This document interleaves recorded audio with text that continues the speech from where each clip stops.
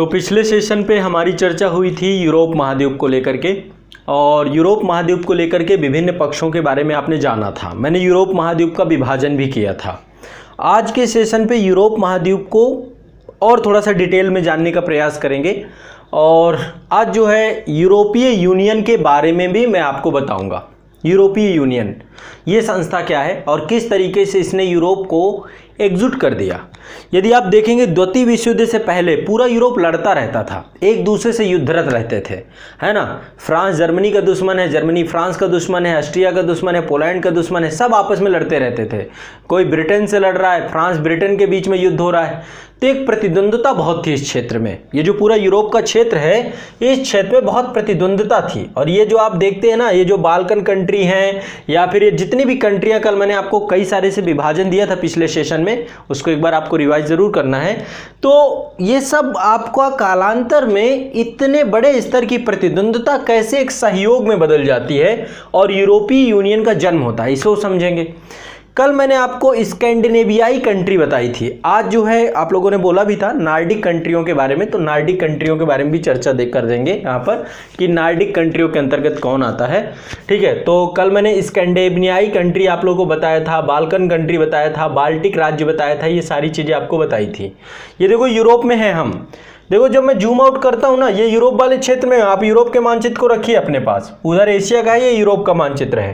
ठीक है, और यहाँ पर हम जो है, ये आप देखिए, ये बाल्टिक सागर है आपका, बाल्टिक सी है, बाल्टिक सी है, इसी से लगे हुए देश हैं जो आपके कल मेरी आप लोगों से चर्चा हुई थी इन देशों के बारे में, स्कैंडिनेवियाई कंट्रियों के तौर पे, जिसमें आपका नॉर्वे, स्वीडन, डेनमार्क, ये सारी कंट्रियाँ आई थी। अब आज बात करते हैं नार्डिक कंट्रियों के बारे में। क्या बात करते हैं? नार्डिक कंट्रियाँ।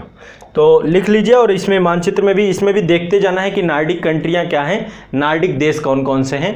तो नार्डिक देश जो हैं, ये उत्तरी यूरोप वाला हिस्सा जो है आपका, उत्तरी यूरोप या फिर उत्तरी अटलांटिक महासागर, ये पूरा का पूरा। तो देखिए जितने भी आपने देखे हैं, तो ये एक अपने आप में एक तो भौगोलिक और सांस्कृतिक क्षेत्र के तौर पे हैं। ये जितने भी मैंने विभाजन आपको बताए हैं, जैसे एशिया को भी मैंने विभाजित किया था, यूरोप को भी विभाजित किया, तो ये भौगोलिक और सांस्कृतिक क्षेत्र के तौर पे क्षेत्र है। और इसमें कौन कौन से देश आते हैं नार्डिक के अंतर्गत? पहले एक बार नार्डिक देखेंगे, फिर इसके बाद यूरोपीय यूनियन देखेंगे। ठीक है, नार्डिक देखेंगे, फिर यूरोपीय यूनियन देखेंगे। देखो नार्डिक कंट्रियों में कौन कौन से आते हैं, याद रखिएगा, बहुत इंपॉर्टेंट है। ठीक है, इसके अंतर्गत आपका नॉर्वे आता है, नार्डिक कंट्रियों के अंतर्गत आपका नॉर्वे आता है। और ये कंट्रियां, आपको पता है कि ये कंट्रियां जो है ना, जितने भी विकास सूचकांक हैं या इंटरनेशनल सूचकांक है, सब में टॉप में रहती हैं कंट्रियां। ठीक है, तो ये आपका नॉर्वे है। दूसरा आपका ये स्वीडन है, स्वीडन भी आपका इसके अंतर्गत आता है, नार्डिक कंट्रियों के अंतर्गत। कहाँ पे? स्वीडन। स्वीडन आपका ये नार्डिक कंट्रियों के अंतर्गत आता है, ये है आपका स्वीडन। ठीक, नार्डिक के अंतर्गत नॉर्वे हो गया, स्वीडन हो गया। डेनमार्क भी इसके अंतर्गत आता है, ये डेनमार्क है ना, डेनमार्क भी नार्डिक कंट्रियों के अंतर्गत आता है। नार्डिक कंट्रियों में फिनलैंड भी आता है, ये आपका फिनलैंड पहले रसिया का हिस्सा एक समय हुआ करता था, लेकिन कालांतर में एक संप्रभु राष्ट्र है। ये है आपका बाल्टिक सागर से भी सीमा साझा करता है, नीचे एस्टोनिया है इसके, इधर रसिया है। ठीक है, तो ये आपके 3 कंट्री तो ये हो गए। ठीक, फिर एक आपका यहाँ पे है आइसलैंड, ये ऊपर है। कल मैंने आपको बताया था रेकजाविक इसकी राजधानी है, विश्व की सबसे उत्तरतम राजधानी। ठीक है, आइसलैंड। एक मिनट, इसको थोड़ा सा और मूवमेंट करा लेते हैं, पूरी तरीके से आइसलैंड को नीचे ले लेते हैं। हाँ, ये ठीक है, ये है। और यहाँ पे एक द्वीप समूह आप देख रहे होंगे, ये छोटे से द्वीप देख रहे हैं, यहाँ पे फारो द्वीप समूह है, नॉर्वेजियन सागर पे, यहीं पे फारो द्वीप समूह है, फारो द्वीप समूह, ये है फारो द्वीप समूह यहाँ पे। ये आप देखिए, एक बार सभी लोग अपने मानचित्र पे जाइए, आपके मानचित्र एटलस में होना चाहिए। ये आपका आइसलैंड है, यहाँ पे ये वाला हिस्सा आइसलैंड है, यहाँ पे है फैरो आइलैंड, फैरो आइलैंड। ठीक है, फैरो आइलैंड। ये देखिए नॉर्वे है, और ये आपका अटलांटिक महासागर है, इसी पे ये आपके हैं फारो आइलैंड। क्या है आपके? फारो आइलैंड यहाँ पे हैं आपके, ये फारो आइलैंड है, ये आपका फारो आइलैंड देख रहे हैं। ये आपका है फैरो आइलैंड, ठीक है। ये भी आते हैं आपके नार्डिक देश में। तो कौन कौन से हो गए, नॉर्वे हो गया, स्वीडन हो गया, फिनलैंड हो गया, फैरो आइलैंड हो गया और ये आइसलैंड हो गया और डेनमार्क हो गया। 5 कंट्रियां हैं, पांचों कंट्रियां एक बार क्रम से हम लोग देखेंगे। सबसे पहले डेनमार्क, सबसे पहले आपका डेनमार्क, दूसरा आपका फिनलैंड, फिर आइसलैंड, फिर नॉर्वे, फिर स्वीडन, ठीक है, और फैरो आइलैंड। क्या है, pharaoh island, pharaoh island, pharaoh island, pharaoh island, pharaoh island, ठीक है। और ये जो आपका ग्रीनलैंड है, आपको पता है ग्रीनलैंड में डेनमार्क का जो है, डेनमार्क के क्षेत्र में आता है, डेनमार्क का इस पे जो है आधिपत्य है, ये ग्रीनलैंड वाला हिस्सा जितना भी है। देखिए बर्फीला क्षेत्र है, यहाँ पे आबादी नहीं रहती है, ठीक है। तो ये वाली ये जो ग्रीनलैंड का हिस्सा है, ये भी आपका स्वायत्त क्षेत्र है, भी नार्डिक देशों में आता है। तो भौगोलिक और सांस्कृतिक देशों के समूह के तौर पे नार्डिक देश हैं। नार्डिक देश में कौन कौन से देश आते हैं, एक बार नार्डिक देश यहाँ पे मैं चिन्हित करूंगा अगेन, ठीक है। एक बार फिर से मैं यहाँ पे चिन्हित करूंगा सभी नार्डिक देशों को, देख लीजिएगा। ये यूरोप का उत्तरी एरिया है, जिसमें से ये आपका आता है नॉर्वे, ठीक है। पहली कंट्री आपकी नॉर्वे है, ठीक है। नॉर्वे के बाद दूसरी कंट्री आपकी यहाँ पर है, इसी से बॉर्डर सीमा साझा करती है, इसको बोलते हैं स्वीडन, ठीक है। दूसरी कंट्री स्वीडन। तीसरी कंट्री आपकी है फिनलैंड, ठीक है, ये है फिनलैंड।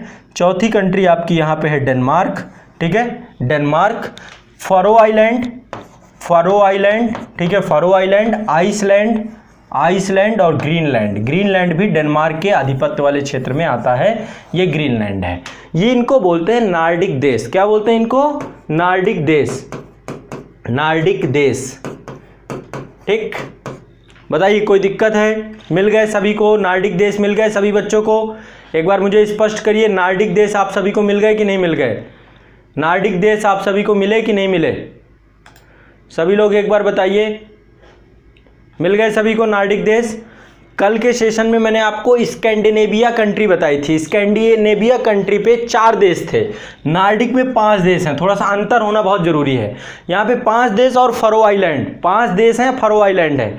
5 देश कौन कौन से हैं, नॉर्वे, स्वीडन, फिनलैंड, फिनलैंड भी इसमें जुड़ा हुआ है। नार्डिक देशों में फिनलैंड आता है, लेकिन कल मैंने स्कैंडिनेवियाई कंट्री बताया था, स्कैंडिनेवियाई कंट्रियों में फिनलैंड नहीं आता है आपका।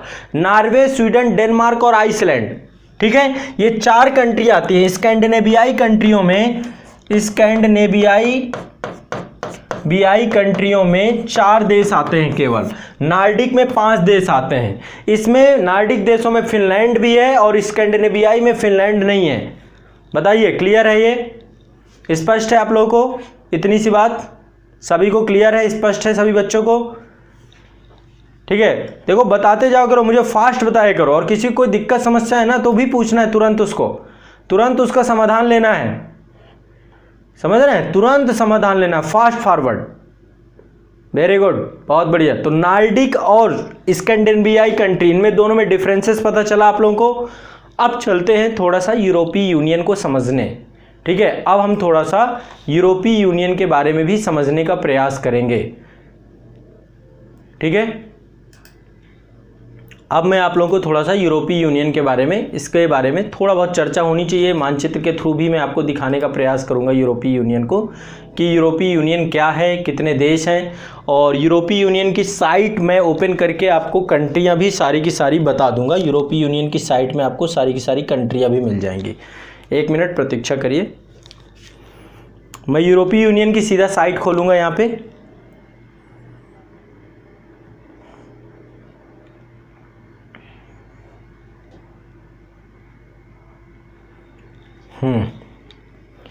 ये ईयू की साइट है, बेट, ये आपकी यूरोपीय यूनियन की ऑफिशियल साइट है, ठीक है। तो अभी इसको देखेंगे, हम लोग इसको डिस्कस करेंगे, लेकिन पहले मानचित्र में देख लेते हैं चीज़ों को, ठीक है।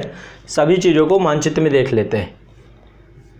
हाँ ये है ना यूरोपीय, हाँ 27 मेंबर हैं टोटल ईयू में, और अल्फ़ाबेटिक तरीके से सभी मेंबर्स यहाँ पे लिखे हुए हैं कि कौन कौन से इसके अंदर हैं, और बाकी अभी मैं आपको बताता हूँ, ठीक है। बाकी सारी चीज़ें मैं आपको A to Z करके सब बता दूंगा, आप निश्चिंत रहिए, मैं बहुत अच्छे से आपको इस चीज़ को क्लियर कर दूंगा। तो ये यूरोपीय यूनियन की ऑफिशियल साइट है ना, यूरोपीय यूनियन की ऑफिशियल साइट है।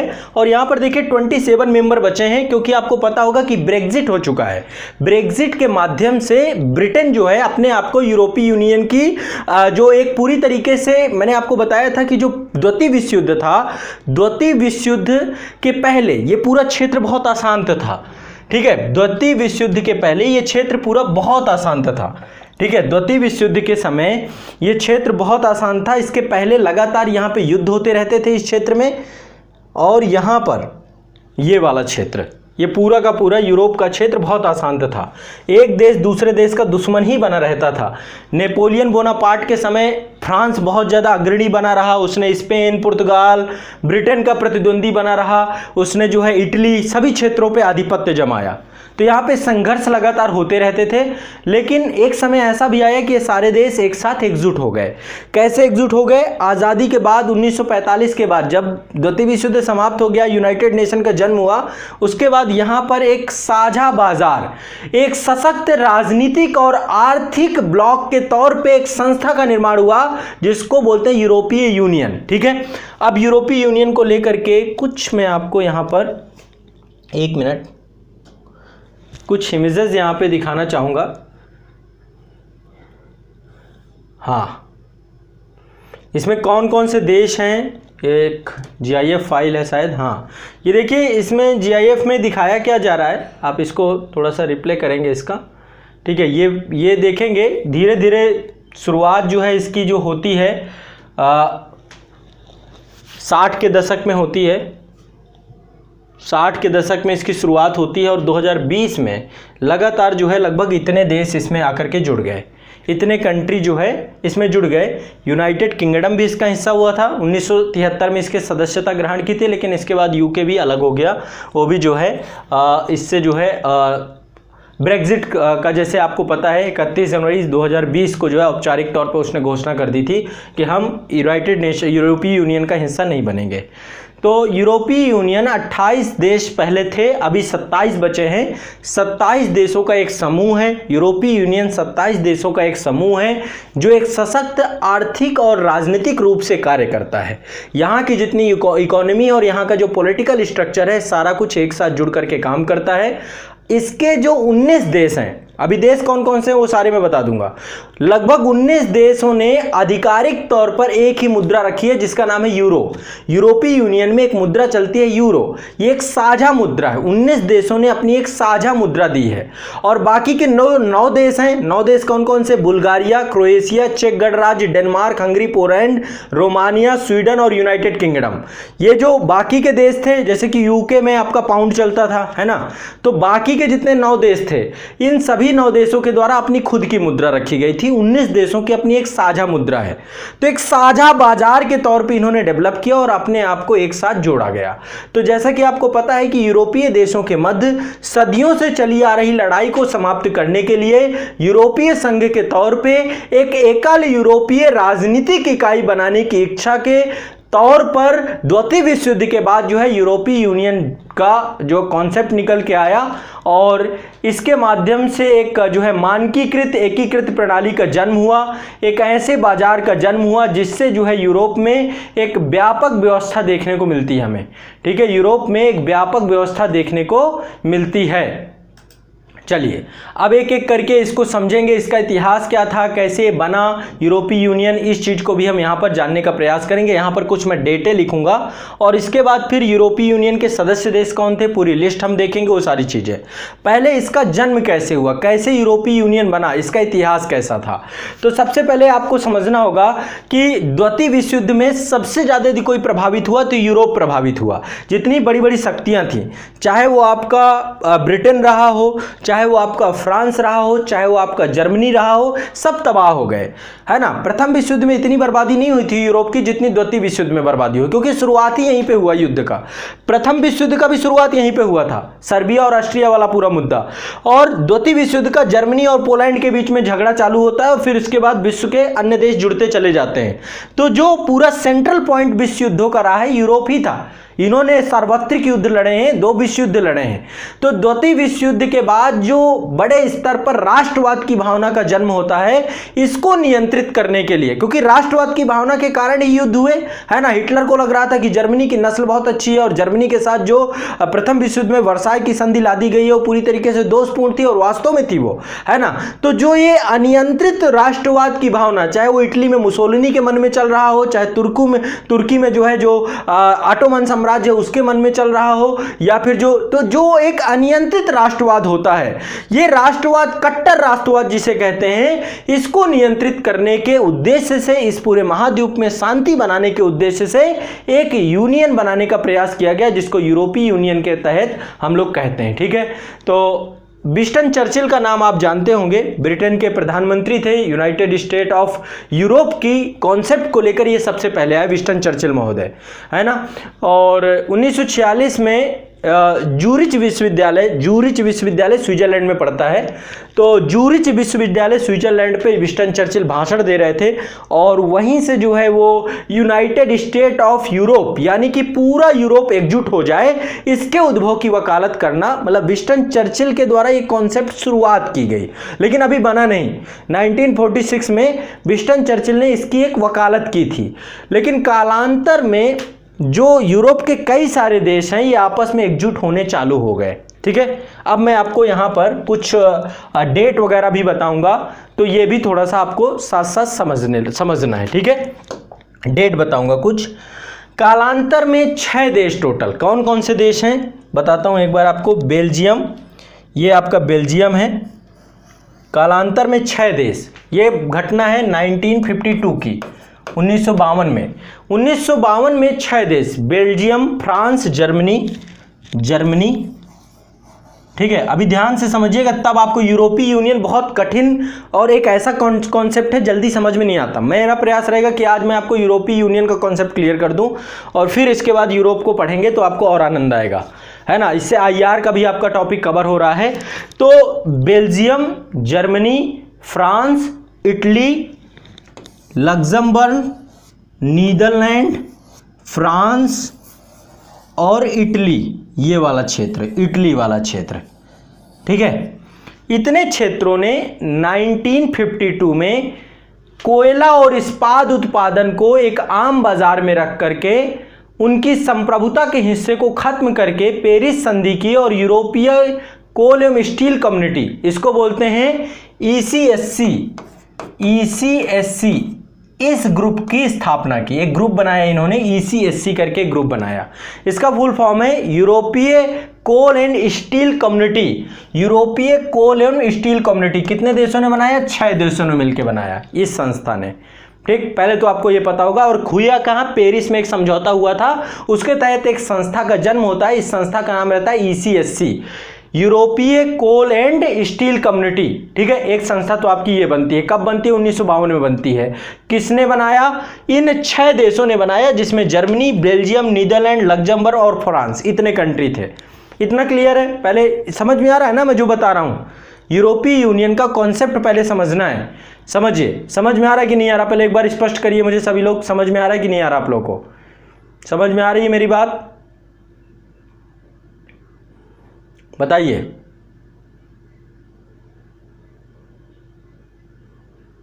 समझ में आ रहा है सभी को? वेरी गुड, बहुत बढ़िया, बहुत बढ़िया, ठीक है, ठीक है, चलिए, बहुत बढ़िया, ठीक।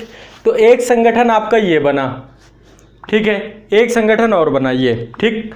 एक संगठन और आपका निकल के आता है, ये निकल के आता है 1957 में, 1957 में एक संगठन निकल के आता है। एक संधि होती है यूरोप के कई देशों के साथ, और ये संधि आपकी परमाणु ऊर्जा को लेकर के थी। यानी कि जो आपको पता है न्यूक्लियर पावर बनने के लिए, तो यूरोप में परमाणु ऊर्जा हेतु एक विशेषज्ञ बाजार बनाने के लिए, एक स्पेशल बाजार क्रिएट करने के लिए एक यूरोटोन संधि की गई। और यूरोटोन संधि 1957 में की गई। यूरोपीय परमाणु ऊर्जा समुदाय, इसको बोलते हैं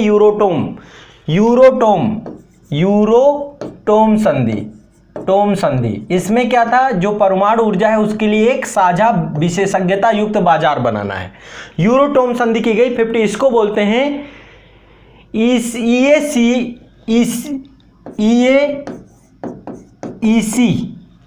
EAEC, यूरोपीय एटॉमिक एनर्जी कम्युनिटी। यूरोपीय एटॉमिक एनर्जी कम्युनिटी EAEC, यूरोपीय एटॉमिक एनर्जी कम्युनिटी कब बनाई है? ठीक है, 1957 में। इसके बाद एक और घटना घटी, 6 देशों ने मिलकर के एक और संधि की, और इस संधि में 1957 में एक संधि क्रिएट की गई। इस संधि में एक समुदाय बनाया गया, यूरोपीय आर्थिक समुदाय। क्या बनाया गया? यूरोपीय आर्थिक समुदाय। रोम में संधि हुई थी, ये इटली की राजधानी है, जो आर्थिक समुदाय बनाया गया, समुदाय 1957 पे। ठीक है, इसको बोलते हैं EEC, यूरोपीय इकोनॉमिक कम्युनिटी। ठीक, ये 1957 बनाई। ये 3 संगठन आपको पता होने चाहिए, ये 3 संगठन इसके बैकग्राउंड में है। इसको बोलते हैं रोम संधि। ये आपकी हुई थी रोम में गई थी, रोम संधि के नाम से भी इसे जानते हैं। ठीक है, रोम संधि के नाम से भी जानते हैं। और इनका अल्टीमेट पर्पस यही था कि एक साझा बाजार बन जाए, जितने भी देश हैं। तो इसके प्रारंभिक 6 संस्थापक देश है, और 6 संस्थापक देशों के कारण से लगातार जो है यहाँ पर, ठीक है, तो ये आपका एक संधि, ये 3 संधियां जो हैं मिल करके यहीं से यूरोपीय यूनियन का जन्म होता है। यहीं से यूरोपीय यूनियन का जन्म कब होता है? एक मर्जर संधि होती है, इन तीनों संस्थाओं को मर्ज कर दिया जाता है। कब मर्ज कर दिया जाता है? तीनों संस्थाओं को मर्ज किया जाता है 1965 में। एक विलय संधि होती है, इन तीनों संस्थाओं को विलय कर दिया जाता है। एक विलय संधि होती है, विलय संधि होती है। ठीक है, एक विलय संधि होती है। कब होती है विलय संधि? 1965 में। और इसको मर्जर ट्रीटी कहते हैं, और ब्रुसेल्स में होती है। कहाँ पे होती है? ब्रुसेल्स में। कहाँ पे होती है? ब्रुसेल्स में। इन तीनों को एकजुट करके यूरोपीय यूनियन का जन्म हो जाता है, यूरोपीय यूनियन का जन्म हो जाता है, यूरोपीय संघ का जन्म हो जाता है यहाँ से। ठीक है, मुख्य तौर पे यूरोपीय यूनियन का जन्म यहाँ से चालू हो गया था। 6 संस्थापक देशों के द्वारा इसे प्रारंभ किया गया था, लेकिन फिर धीरे धीरे इसमें, ठीक है, स्पष्ट क्लियर, कोई बताए कोई दिक्कत हो तो? ठीक है, और इसके बाद लगातार बहुत सारे देश इसमें जुड़ते चले जाते हैं, लगातार इसमें बहुत सारे देश जुड़ते चले जाते हैं। इसमें लगातार काफ़ी समझौते होते जाते हैं, और लगातार वर्तमान में आज जो है 27 देश हो गए, इसमें 27 देश हो गए हैं। इनका एक अपना खुद का साझा बाजार है, एक साझी मुद्रा है ना। आपको वीजा भी चाहिए, इनकी साझी संसद है, यूरोपीय संसद, चुनाव भी साझा होता है, सब कुछ साझी मार्केट, साझा बाजार, साझा। वहाँ पे आपको एक कंट्री, यूरोपीय यूनियन का यदि आपको वीजा मिल गया तो यूरोपीय यूनियन के जितने भी देश हैं उन सभी पे आप भ्रमण कर सकते हैं, कोई आपको किसी भी तरीके की रोक टोक नहीं होगी, आपको ऑथराइज्ड कर दिया जाएगा। ठीक है, तो यूरोपीय यूनियन अपने आप में एक एंटिटी है जिसमें 27 देश हैं। ठीक है, 27 देश है। क्लियर, स्पष्ट है? बताइए, इतनी सी बात है, इतने में ना समझ में आए बेटा, नार्डिक देश अब आप एक बार रिपीट करके क्लास को देख लेना, क्लास आप लोगों के पास आ जाएगी। नार्डिक देश मैंने खूब अच्छे से बता दिया था, हो सकता है आप लेट हो गए हो, तो आप एक बार रिपीट करके देख लेना विदाउट रिपीटिशन। ठीक है, चलिए, एक अर्जेंट कॉल है, मुझे अर्जेंट कॉल है, मैं आता हूँ 1 मिनट। ठीक है, तो मैंने आपको बताया कि 3 महत्वपूर्ण जो है समझौते हुए थे, और इन तीनों समझौतों का एनेक्सर हुआ, विलय हुआ, और विलय होने के कारण से, मर्जर होने के परिणाम स्वरूप यूरोपीय संघ का जन्म हुआ, जिसमें अभी वर्तमान में 27 देश हैं। कितने हैं टोटल? 27 देश। ठीक है, और धीरे धीरे इसमें देश जुड़ते गए, कुछ अलग होते गए, है ना। पहले 28, आप हर जगह 28 पढ़ोगे, 28 में ब्रिटेन हट चुका है, अब ब्रिटेन जो है विड्रॉ कर चुका है, लेफ्ट हो चुका है। ठीक है, ब्रिटेन जो है अब आपका जो है वो ब्रेक्जिट के थ्रू जो है उसने अपने आप को अलग कर लिया है इस पूरे मैटर से। ठीक है, तो अभी चलिए थोड़ा सा यूरोपीय यूनियन की साइट पे चलते हैं। ठीक है, साइट से कौन कौन से देश हैं यूरोपीय यूनियन के, एक बार सारे आप लोग लिख लीजिएगा। मैं चाहता हूँ यूरोपीय यूनियन के आप लोग देश लिख लीजिए सभी लोग। ठीक है, यूरोपीय यूनियन के लिख लीजिएगा सभी बच्चे। ठीक है, कौन कौन सी कंट्री हैं, और फिर मानचित्र में आप लोग एक बार डिनोट कर लीजिएगा सभी बच्चे।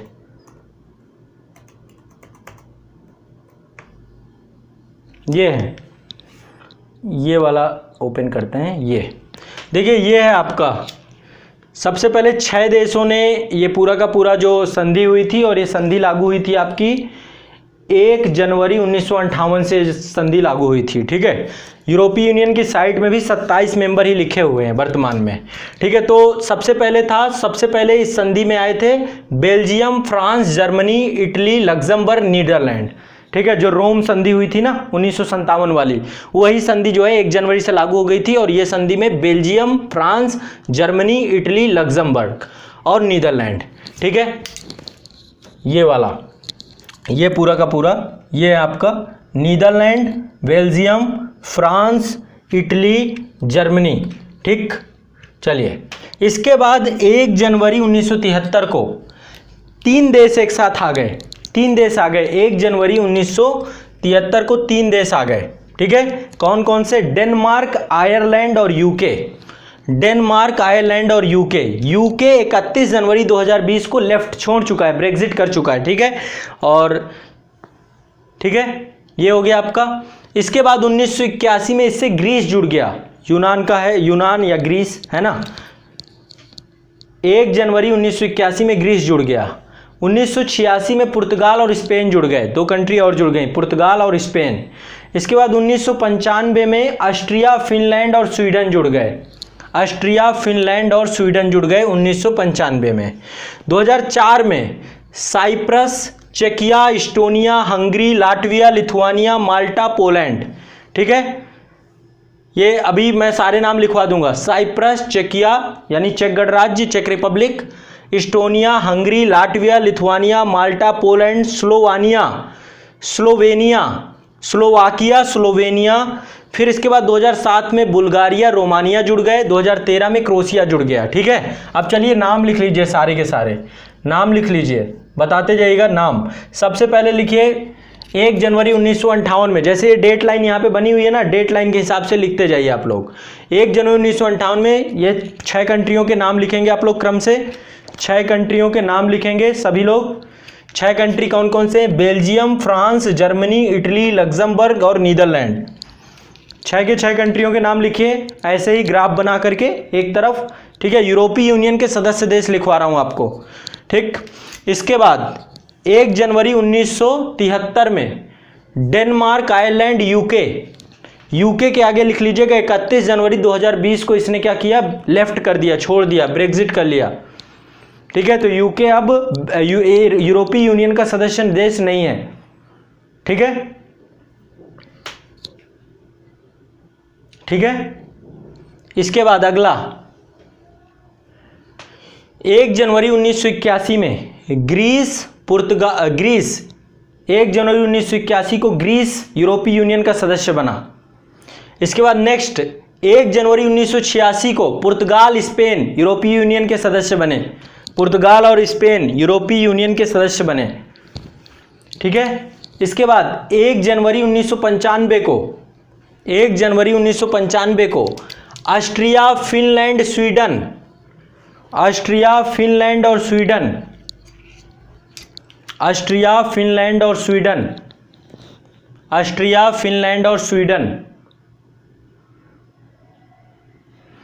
इसके बाद 1 मई 2004 को 1 मई 2004 को 1 मई 2004 को साइप्रस, चेक गणराज्य, साइप्रस, चेक गणराज्य, साइप्रस, चेक गणराज्य, Estonia, Hungary, Latvia, Lithuania, Malta, Poland, Slovakia, Slovenia. ठीक है, फिर से एक बार नाम देख लीजिए। 1 मई 2004 को साइप्रस, चेक गणराज्य, Estonia, Hungary, Latvia, Lithuania, Malta, Poland, Slovakia, Slovenia. ठीक है, ये सब मानचित्र में ढूंढोगे आप लोग। मानचित्र में एक बार ढूंढ के अलग से एक ब्लैंक मानचित्र ईयू का बनाओगे आप लोग, यूरोपीय यूनियन का। इसके बाद 2007 में लिखिए, 2007 में बुल्गारिया, रोमानिया, बुल्गारिया, रोमानिया। जब बाल्कन स्टेट पढ़ाया था तो बाल्कन में रोमानिया और बुल्गारिया दिखाए थे आपको। इसके बाद 1 जुलाई 2013 में क्रोएशिया, 1 जुलाई 2013 में क्रोएशिया। तो इस तरीके से वर्तमान में टोटल कितनी कंट्री हैं? वर्तमान में टोटल 27 कंट्री यूरोपीय यूनियन के अंतर्गत हैं। ठीक है, यूरोपीय यूनियन के अंतर्गत कितनी हैं? ठीक, तो ये हो गया आपका, दो चीज़ें मुझे आपको बतानी थी। बाकी यूरोपीय यूनियन के बारे में डिटेल से बहुत सारी चीज़ें हैं, है ना। बहुत सारे नियम इन्होंने लगातार फिर बनाए। एक नियम बनाया था यूरोपीय यूनियन ने, सांगेन समझौता। सांगेन समझौता के तहत सभी जितने भी सदस्य राज्य थे जो यूरोपीय यूनियन के सदस्य बन गए, इन्होंने कहा कि अब हम बिना पासपोर्ट के, मतलब खुली सीमाओं के तहत एक नागरिक को, एक देश के नागरिक को जो यूरोपीय यूनियन का सदस्य है, दूसरे देश जाने के लिए पासपोर्ट लेने की जरूरत नहीं पड़ेगी।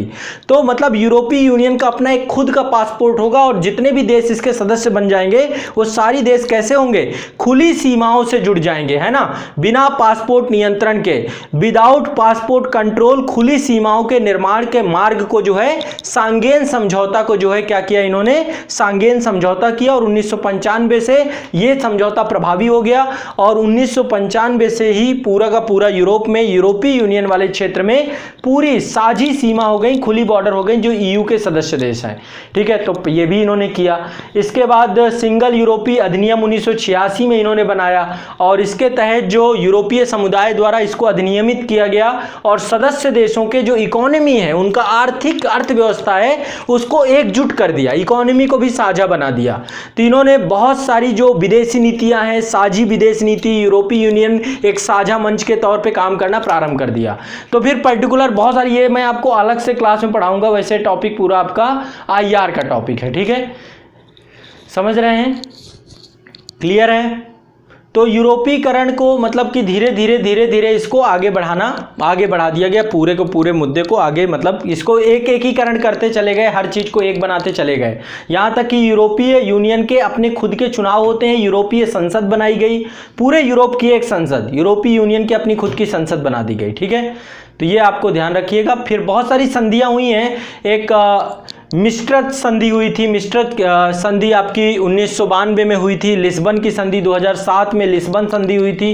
तो इसके बाद ब्रेग्जिट का मुद्दा है, 2016 से ब्रेग्जिट का मुद्दा चल रहा था, जिसमें ब्रिटेन जो है अलग होने को लेकर के रेफरेंडम करा रहा था, जनमत संग्रह करा रहा था, है ना। तो ये लगातार चल रही थी चीज़ें। ठीक है, क्लियर है? और इसके अलावा बहुत सारी संस्थाएं इसके अंतर्गत, एक यूरोपीय परिषद बनाई गई है ना। यूरोपीय परिषद द्विसदनीय है और ये एक तरीके से इसका काम विधि निर्माण का काम होता है। जैसे हमारे यहाँ लोकसभा राज्यसभा है, वैसे संसद का काम करती है। यूरोपीय आयोग बनाया गया है, एक यूरोपीय कमीशन बनाया गया है, यहाँ तक कि एक यूरोपीय न्यायालय बनाया गया है। यूरोपीय यूनियन का खुद का न्यायालय है और उसका लेखा परीक्षक का काम भी खुद का है। यूरोपीय संघ का खुद का एक न्यायालय है। केंद्रीय बैंक भी यूरोपीय संघ ने अपना खुद का बना रखा है, अपनी खुद की मुद्रा बना रखी है। इसके अलावा बहुत सारे पर्यवेक्षी प्राधिकरण बना रखे हैं इन्होंने। ठीक है, सुरक्षा बाजार को लेकर के, बीमा और व्यावसायिक बैंक को लेकर के, सबको लेकर के यूरोपीय यूनियन ने सारी चीजें बनाई हैं। और जो कूटनीति होती है, डिप्लोमेसी के स्तर पे भी यूरोपीय यूनियन लगातार काम करता है। विश्व के विभिन्न देशों के साथ, यूरोपीय यूनियन के साथ यदि हमने जो है किसी तरीके का कॉन्ट्रैक्ट साइन किया तो उन सभी देशों पर प्रभावी माना जाएगा जो उसके सदस्य देश हैं। तो इस तरीके से ये पूरा का पूरा यूरोपीय यूनियन का कॉन्सेप्ट है और ये पूरा यूरोप एक साथ जुड़ा हुआ है यूरोपीय यूनियन के माध्यम से। जो यूरोप एक साथ हमेशा युद्धरत रहता था, यूरोपीय यूनियन ने उन्हें एक मंच में बांध दिया और अपना डेवलपमेंट का काम कर रहे हैं। यही चीज होना चाहिए दक्षिण एशिया में भी। देख रहे हैं पाकिस्तान के कारण से हमारा जो एक सहयोग संगठन बना हुआ है, दक्षेस या सार्क बोलते हैं ना उसे, 8 देश हैं टोटल। इसमें 8 में से पाकिस्तान की नालायकी के कारण से ये पूरा का पूरा संगठन क्या हो गया? अप्रभावी हो गया। लगातार वो कुछ नहीं, अपने ही मुद्दे उठाता है, उसे ना व्यापार से मतलब है, ना रोजगार से मतलब है, ना गरीबी दूर करने से मतलब है, किसी चीज से मतलब नहीं है। आतंकवाद परोसता है और फिर इन मुद्दों को, कभी कश्मीर का मुद्दा उठा देगा, कभी जो है दो देशों के साथ उसका अलग ही मसला है। नहीं तो जिस तरीके से यूरोपीय यूनियन काम कर रहा है, यदि दक्षिण एशियाई देश एक साथ हो जाए तो इतना बड़ा मार्केट है ये पूरा का पूरा, और एक साथ बहुत अच्छा काम कर पाए। ठीक है, उत्तरी आयरलैंड यूके का हिस्सा है, उत्तरी आयरलैंड भी अब नहीं है। इसका अंतर, वो जो सदर्न आयरलैंड है, दक्षिणी आयरलैंड है, वो है आपका इसका हिस्सा। ठीक है, दक्षिणी आयरलैंड ही इसका हिस्सा माना जाएगा। ठीक, क्लियर है, स्पष्ट है? चलिए अब आगे बढ़ते हैं। ठीक है। भारत के बहुत अच्छे संबंध है यूरोपीय यूनियन से, हमारे जो इकोनॉमी को लेकर के, रोजगार को लेकर के, तो लगातार इसको लेकर के कार्य जो है यूरोपीय यूनियन के साथ भारत जो है द्विपक्षीय व्यापार और निवेश समझौता बहुत सारे हुए हैं। ठीक है, BTIA बोलते हैं ना, BTI बाइलेटरल ट्रेड एग्रीमेंट हुए हैं, ट्रेड इन्वेस्टमेंट एग्रीमेंट हुए हैं, द्विपक्षीय व्यापार और निवेश समझौता बहुत सारे बाइलेटरल हमारे यूरोपीय यूनियन के साथ हैं, भारत के साथ। ठीक है, तो कभी मैं फिर आपको एक पर्सनली ये टॉपिक लेकर के इस टॉपिक को समझा दूंगा। ठीक, चलो अब आगे बढ़ते हैं। हम लोग देश राजधानी देख रहे थे ना, देश राजधानी को आगे हम कंटिन्यू करेंगे, देश राजधानी को कंटिन्यू करेंगे। कहाँ तक हो गया था हमारा, बताइए एक बार थोड़ा सा मुझे, आप लोग कहाँ तक हो गया था, कहाँ तक हो गया था एक बार बताइए आप लोग। कौन कौन से देश हम देख चुके थे, किस किस देश तक हमने देख चुके थे।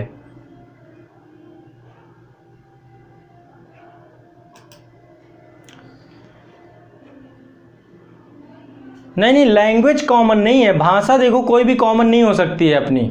इंग्लिश तो देखो ग्लोबल लैंग्वेज है, इंग्लिश हर जगह चलती है, लेकिन भाषा के मामले में फिर वहाँ पे लैटिन समूह की भाषा है, कहीं पे लैटिन समूह की भाषा बोली जा रही है। ठीक है, एक बार देश बता दीजिए। बोस्निया हर्जेगोविना हुआ था। अच्छा,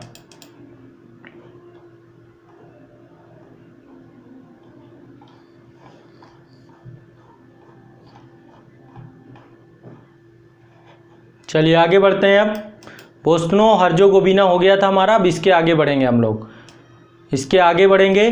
सभी लोग जो है अपने एटलस को खोल लें, एटलस में बिल्कुल अलर्ट होके बैठना है, और जितना मैं आपको बताऊं, हाँ बोस्नो हर्जेगोविना हो गया था, इसके आगे बढ़ेंगे अब हम। ठीक, नेक्स्ट कंट्री है बुल्गारिया। बुल्गारिया मैंने आपको उसमें बता ही रखा था। ठीक है, ये देखिए काला सागर के पास आइए आप लोग, सभी लोग। काला सागर है ना, काला सागर से सीमा साझा करता है बुल्गारिया। यह है बुल्गारिया, काला सागर से सीमा साझा करता है बुल्गारिया। ये तुर्की है, ठीक है, देखिए तुर्की से भी सीमा साझा करता है।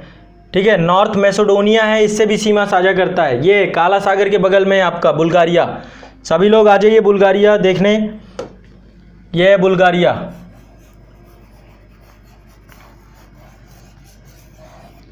ठीक है, तो बुल्गारिया की राजधानी क्या है, सोफिया। इसकी राजधानी है सोफिया, राजधानी है सोफिया। बुल्गारिया की राजधानी है सोफिया। ठीक है, राजधानी है इसकी सोफिया। अब आप लोगों को राजधानी भी वहां पर सर्च करना है अपने मानचित्र पे।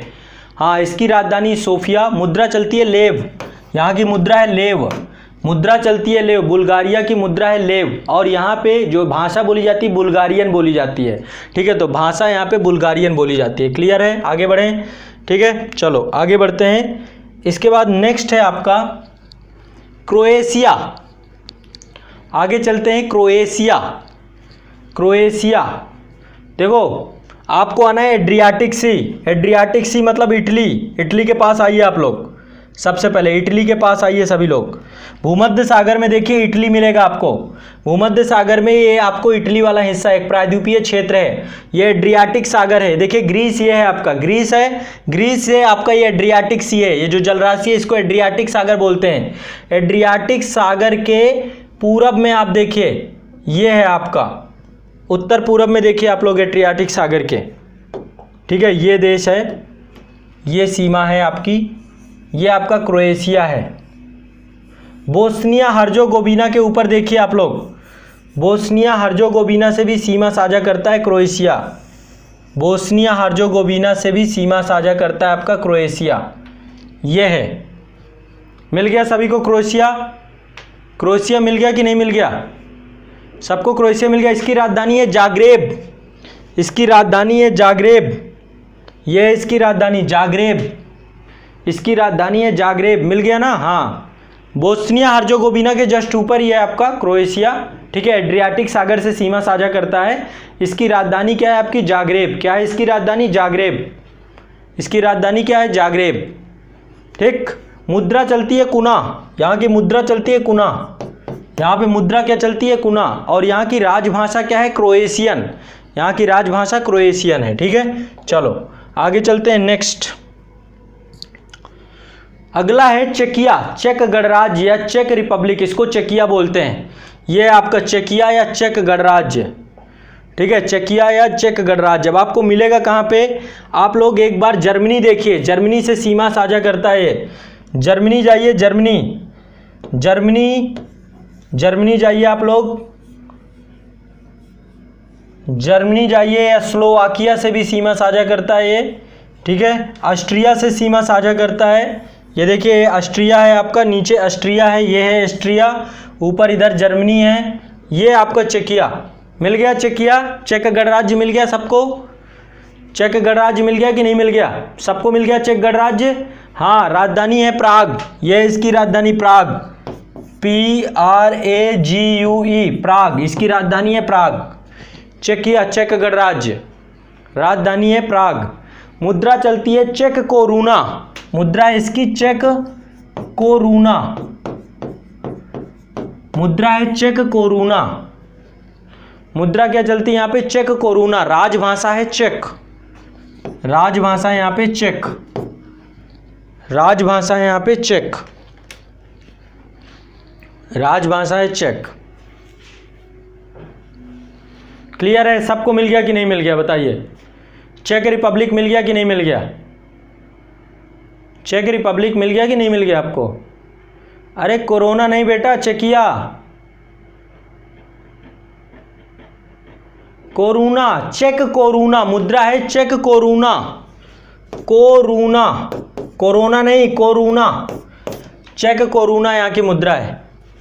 सबको कोरोना ही सुनाई दे रहा है, चलो ठीक है, आगे बढ़ते हैं। अगला कंट्री हमारा, अगला हम चल रहे हैं डेनमार्क। डेनमार्क सबको देखो पता है, इतनी बार बता चुका आपको, नॉर्डिक कंट्री भी आता है, स्कैंडिनेवियाई कंट्री में भी आता है, दोनों कंट्रियों में आता है डेनमार्क, ठीक है। ये आपका डेनमार्क है, ग्रीनलैंड वाला हिस्सा भी इसी के अंतर्गत आता है, ये देख रहे हैं ना, डेनमार्क है आपका पूरा। आपको पता है ना, ये भी भारत आए थे, डेनिश 1602 में आए थे डेनमार्क वाले, ये भी भारत में आए थे शासन सत्ता स्थापित करने के लिए। डेनमार्क की राजधानी, डेनमार्क की राजधानी, डेनमार्क की राजधानी कोपेनहेगन, ये है इसकी राजधानी कोपेनहेगन।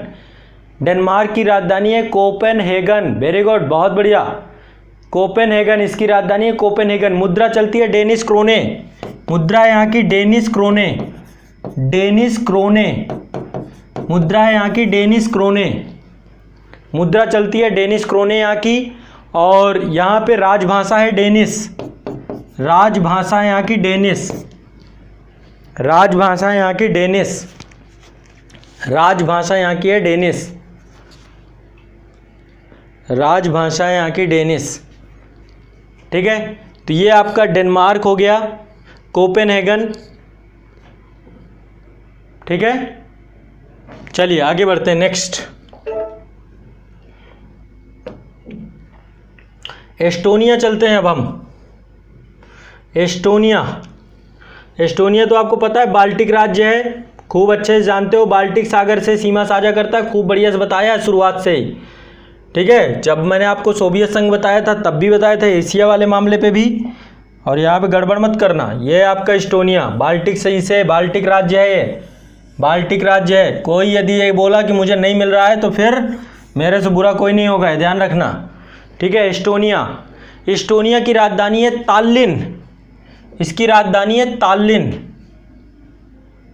इसकी राजधानी है ताल्लिन, ताल्लिन, यहाँ पे है राजधानी, यहाँ पे इस जगह पे एस्टोनिया की राजधानी है ताल्लिन, ठीक है। मुद्रा चलती है क्रोन, मुद्रा चलती है यहाँ पे क्रोन, एस्टोनिया की मुद्रा है क्रोन। और राजभाषा एस्टोनियन चलती है यहाँ पे, राजभाषा क्या चलती है, एस्टोनियन, राजभाषा एस्टोनियन, ठीक है। बढ़े आगे बढ़े, यहाँ पे गल्फ ऑफ रीगा है, अभी ये सब पढ़ाऊंगा, गल्फ, विश्व की सारी गल्फ एक साथ, जल संधियाँ एक साथ, पर्वतमालाएं एक साथ, पर्वत शिखर एक साथ, ऐसे करके पढ़ेंगे। फिर अभी आगे कुछ ऐसे भी स्पेसिफिक एपिसोड भी लूँगा, मतलब मैं आपको वर्ल्ड ज्योग्राफी ना बहुत अलग तरीके से स्पेसिफिक पढ़ाऊँगा, आपको मज़ा आ जाएगा, ठीक है। चलो आगे बढ़ते हैं, अगला है आपका, नेक्स्ट है फिनलैंड, चलते हैं। अगली कंट्री है फिनलैंड, अभी आपको बताया था मैंने नॉर्डिक कंट्रियों में आती है फिनलैंड, ठीक है। ये है आपका फिनलैंड, नॉर्डिक कंट्रियों में है ये, ठीक है, दिख रहा है ना फिनलैंड सभी को, ठीक है। पहले रसिया का हिस्सा हुआ करता था। इसकी राजधानी हेलसिंकी, राजधानी क्या है इसकी? फिनलैंड की हेलसिंकी। राजधानी क्या है? कोई ये ना कहना मिल नहीं रहा, नहीं तो फिर बात गड़बड़ हो जाएगा। यहाँ पे गल्फ ऑफ बोथनिया है, गल्फ ऑफ बोथनिया से ही सीमा साझा करता है ये। Gulf of Bothnia, gulf of Bothnia से सीमा साझा करता है फिनलैंड, स्वीडन। ये आप जल राशि देख रहे हैं ना, इसे गल्फ ऑफ बोथनिया बोलते हैं। ठीक है, बोथनिया की खाड़ी, बोथनिया की खाड़ी, उसी सीमा साझा करता है आपका फिनलैंड। ठीक है, फिनलैंड की राजधानी हेलसिंकी है, राजधानी लिख लीजिए हेलसिंकी। मुद्रा यहाँ पे चलती है यूरो, मुद्रा है यहाँ पे यूरो, यहाँ पे मुद्रा चलती है यूरो, मुद्रा है यूरो। और यहाँ की राजभाषा क्या है? यहाँ की राजभाषा है स्वीडिश। यहाँ पे स्वीडिश चलती है कई जगह पे, और कई जगह पे फिनिश चलती है, फिनिश भाषा। स्वीडिश और फिनिश दो भाषाएं चलती हैं यहाँ पे फिनलैंड पे। ठीक है, चलो आगे बढ़ते हैं नेक्स्ट कंट्री। अगला कंट्री है फ्रांस। फ्रांस ये भी परमानेंट P5 में। अब ये मत कहना फ्रांस नहीं मिल रहा, ये देखो ये आपका यूके है, यूनाइटेड किंगडम आपका जो है चारों तरफ से समुद्र है इसमें। ऊपर नॉर्थ सागर है, इधर अटलांटिक महासागर है। ठीक है, ये आपका यूके हो गया, यूके से यहाँ पे डोबर जल संधि है, और ये वाला हिस्सा ये आपका फ्रांस है, ये आपका फ्रांस है, ये आपका फ्रांस है। ठीक है, ये वाला हिस्सा फ्रांस है, ये हिस्सा फ्रांस है। ठीक है, ये वाला हिस्सा आपका फ्रांस है, ये वाला हिस्सा आपका ये पूरा फ्रांस है, ये देखिए।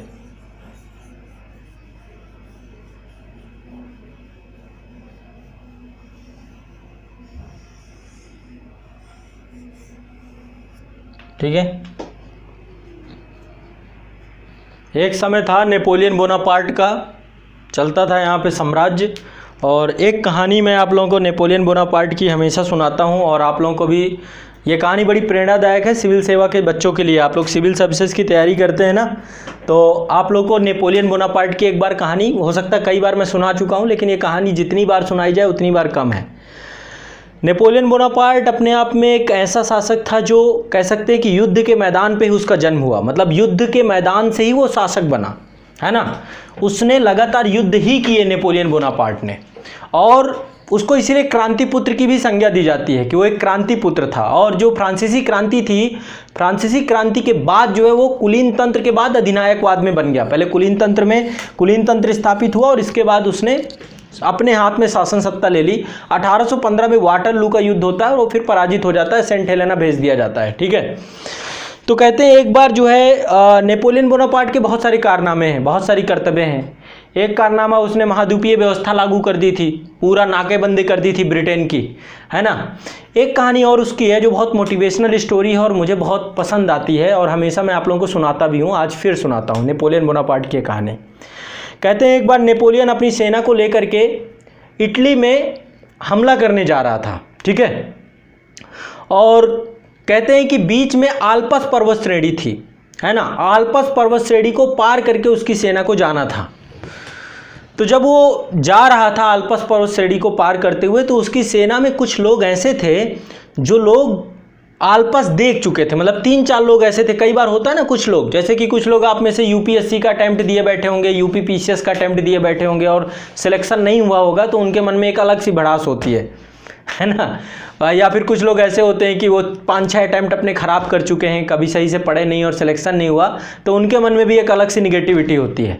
वैसे ही वो सेना के सदस्य, हो सकता है कभी कोई मौका पड़ा हो और गए हों, और जो है तो एक भय का वातावरण उन्होंने तैयार कर दिया पूरी सेना के अंदर। सबको बोलने लग गए कि आल्पस पार करना पड़ेगा, आल्पस बड़ा खतरनाक है, बड़ा भयावह है, वहाँ पे जिंदा नहीं बचेंगे, वहाँ की जलवायु बहुत विषम है ना, बहुत ठंड पड़ती है आल्पस में। ये सारी चीज़ें चलने लग गई सेना के अंदर। धीरे धीरे बात पहुँचती है नेपोलियन बोनापार्ट के पास, और नेपोलियन बोनापार्ट के पास जब बात पहुँचती है और वो बताती है कि सेना हतोत्साहित है, तो उसे लगता है कि हतोत्साहित सेना से तो युद्ध नहीं जीता पा जाएगा, अभी तो लंबी यात्रा है। तो ऐसे में नेपोलियन अपनी सेना को, एक मैदानी क्षेत्र होता है वहाँ पे रोकता है पूरी सेना को, और मैदानी क्षेत्र पर रोकने के बाद जो है उनसे पूछता है कि आप में से किसने किसने आल्पस को देखा है। तो जितने लोग आल्पस को देखे थे वो सब हाथ खड़ा कर देते हैं, बोलते तुम लोग किनारे आओ, साइड पे आओ, एक तरफ आओ, किनारे आओ। उसे पता था कि ये लोग साथ में रहेंगे तो ये लोग फिर इनके सबके मन में डर बढ़ाते रहेंगे, बातें बड़ी बड़ी करते रहेंगे, कुछ करेंगे तो है नहीं, और तो जो उत्साह है वो भी ख़त्म कर देंगे। तो उनको तो साइड में ले गया, बोला कि आप लोग टेंशन ना लो, चूँकि आप लोगों ने आलपस देखा है और आप लोग इतना ज़्यादा परेशान हो तो आपको मैं दूसरे रास्ते से ले जाऊँगा। और बाकी सबको बोला कि देखो आज तक आप लोगों ने आलपस को देखा नहीं है, सिर्फ और सिर्फ बातें सुनी आपने आलपस की, और चूंकि आप लोगों ने आलपस की बातें सुनी हैं तो मैं चाहता हूं कि एक बार आप लोग आलपस के नज़दीक जरूर चलिए। और जब आप लोग आलपस के नज़दीक जाएंगे तो मैं आपको बताऊंगा कि देखो आलपस पर्वत श्रेणी आ गई, और अब बताओ कि इस आलपस पर्वत श्रेणी पे हमें चढ़ना है या नहीं चढ़ना है। यदि आप लोग मना कर दोगे तो वहीं से वापस लौट आएंगे, कोई दिक्कत नहीं है। तो सेना के अंदर एक जोश बढ़ा, जुनून भरा, उन्हें लगा कि यार, और उनको बहुत मोटिवेट किया उसने। बोले टेंशन लेने की जरूरत नहीं है, तनाव लेने की जरूरत नहीं, मैं हूं ना आपके साथ, आपका सेना नायक आपके साथ है ना, है ना, और मैं आपको कुछ नहीं होने दूंगा। जब आलपस आएगा तो मैं आप लोगों से सभी को दिखाऊंगा आलपस की, देखो आलपस ये है, बताओ पार किया जाए या नहीं किया जाए, है ना। तो आलपस को पार करने और नहीं करने को लेकर के आप लोगों को निर्णय लेना होगा, तो इसलिए आप लोग निश्चिंत रहिए। तो जब नेपोलियन बोनापार्ट का ये पूरा का पूरा एक ऐसा प्रसंग निकल के आया तो सेना में एक जोश बढ़ गया, उत्साह बढ़ गया।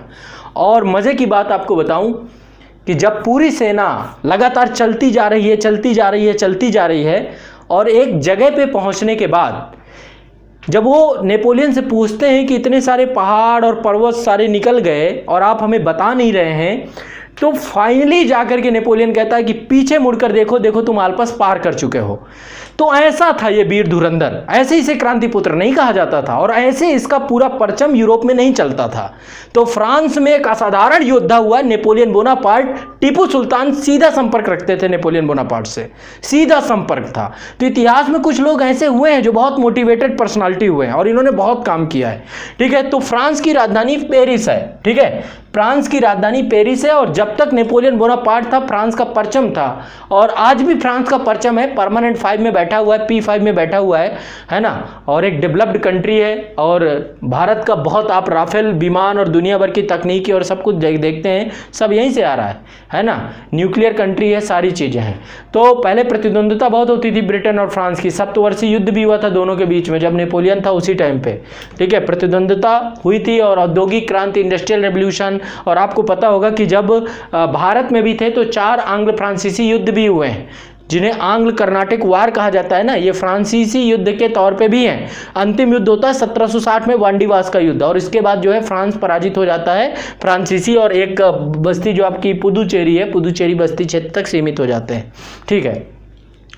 तो ये फ्रांस है, फ्रांस की राजधानी पेरिस है। क्या है राजधानी इसकी? पेरिस। फ्रांस है, इसकी राजधानी पेरिस है, ठीक है।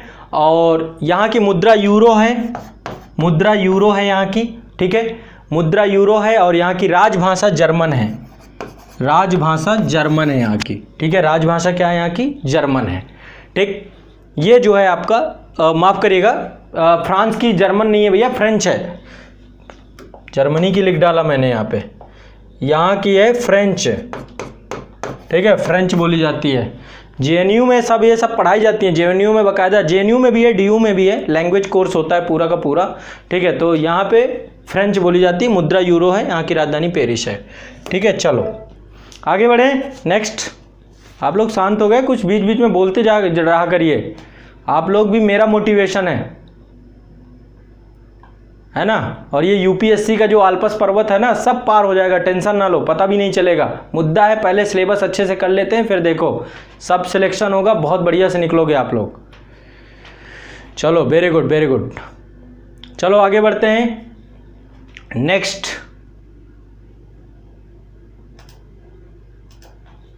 अगला चलते हैं, अगले कंट्री जर्मनी।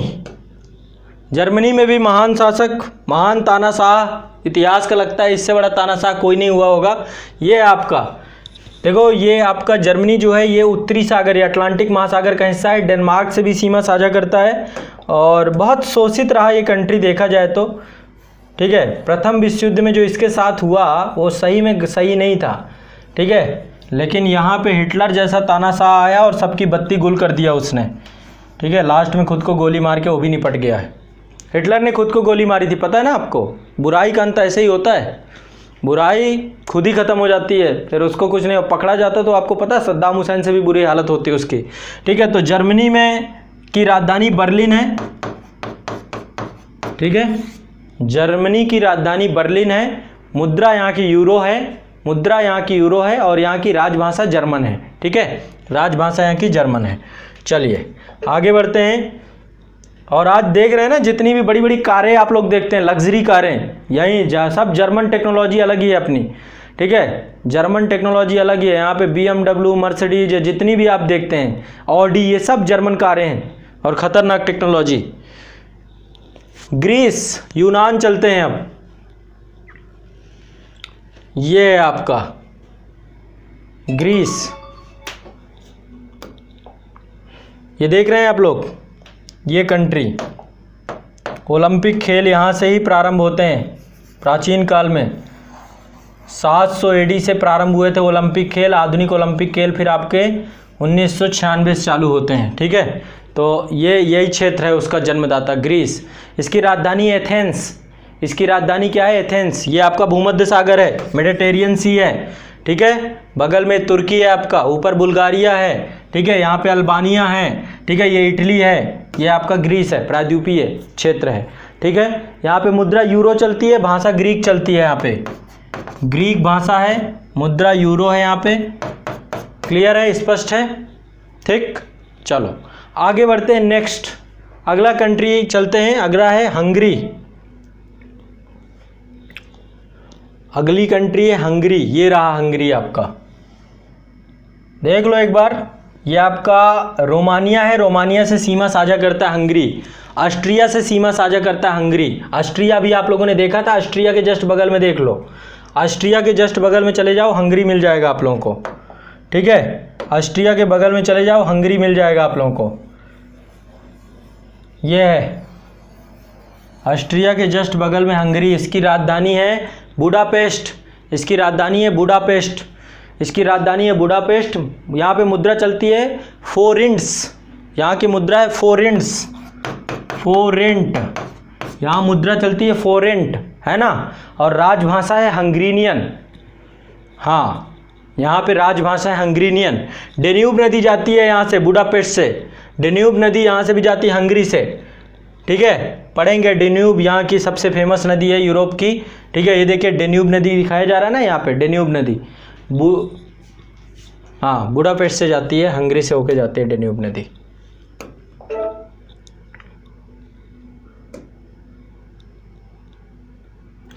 चलते हैं आइसलैंड।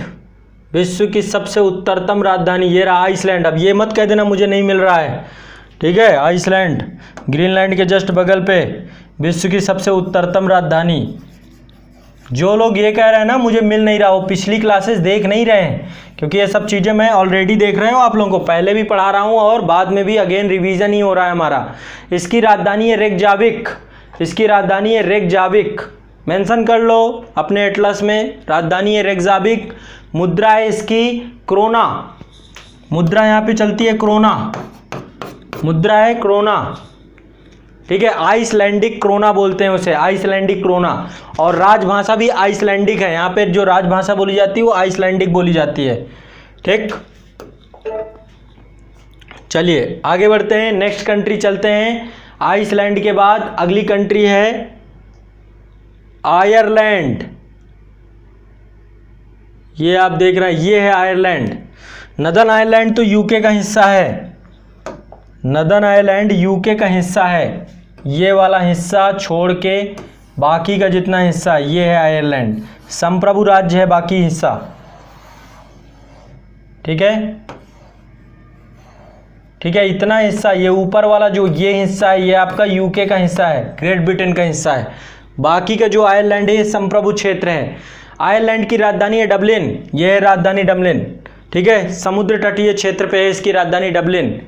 इसकी राजधानी है डबलिन। मुद्रा है यूरो, यहाँ भी चलती है यूरो, ठीक है। इसकी मुद्रा है यूरो। और राजभाषा इंग्लिश और आयरिश चलती है यहाँ पे, अंग्रेजी और आयरिश। अंग्रेजी चलती है और आयरिश चलती है यहाँ पे, ठीक है। आयरलैंड। आगे बढ़े, नेक्स्ट। अगला इटली चलते हैं। विश्व का प्राचीनतम शहर रोम, इसकी राजधानी है।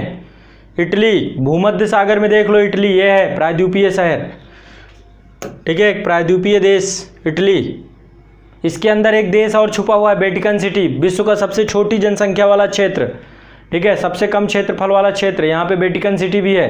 तो इटली की राजधानी है रोम, इसकी राजधानी है रोम, ठीक है। यहाँ पे पोप का शासक, वेटिकन सिटी जो है ना, यहाँ पे पोप बैठता है, पोप फ्रांसिस हैं अभी इस समय, ठीक है। यहाँ पे पोप का शासन होता है वेटिकन सिटी वाले क्षेत्र में, ठीक है। तो इटली की राजधानी क्या है? रोम। इटली की राजधानी क्या है? रोम। इटली की राजधानी क्या है? रोम। इटली की राजधानी क्या है? रोम। राजभाषा यहाँ पे इटालियन चलती है, राजभाषा इटालियन चलती है, और मुद्रा यूरो, यहाँ पे भी यूरो मुद्रा चलती है, ठीक है। इधर जो है आपका एड्रियाटिक सागर है, देखिए इटली के पूरब में एड्रियाटिक सागर है, और इधर जो है थाईहेनियन सागर है, थाईहेनियन सागर बोलते हैं इसको, ठीक है, थाईहेनियन सागर बोलते हैं। ये है पूरा आपका इटली, ये पूरा आप देख रहे हैं स्विट्जरलैंड से सीमा साझा करता है, ठीक है। ये आल्पस पर्वत श्रेणी यहाँ पे पड़ती है, आल्पस पर्वत श्रेणी, और पिनरीज, पिनरीज शायद यहाँ पे है इस वाले क्षेत्र में, ठीक है। स्विट्जरलैंड और इटली की बॉर्डर है। तो आज के लिए इतना ही रखेंगे।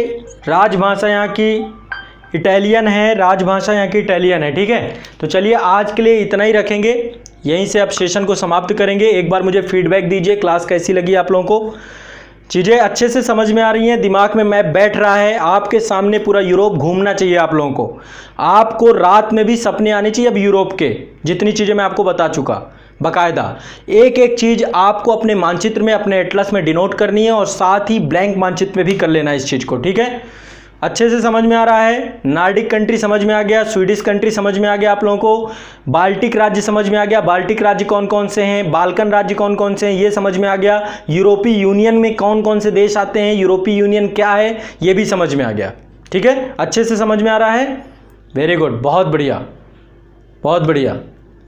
चलिए, हाँ, तो अपना फीडबैक, एक बार फीडबैक आप लोग उसमें भी जाके देंगे, जब यूट्यूब पे पब्लिक होता है ना वीडियो, उस पर भी देंगे। अभी शुरुआत के 5-6 वीडियो ही पब्लिक करेंगे, इसके बाद फिर क्लासेस आपकी पेड क्लासेस पे ही होंगी ये सारी की सारी।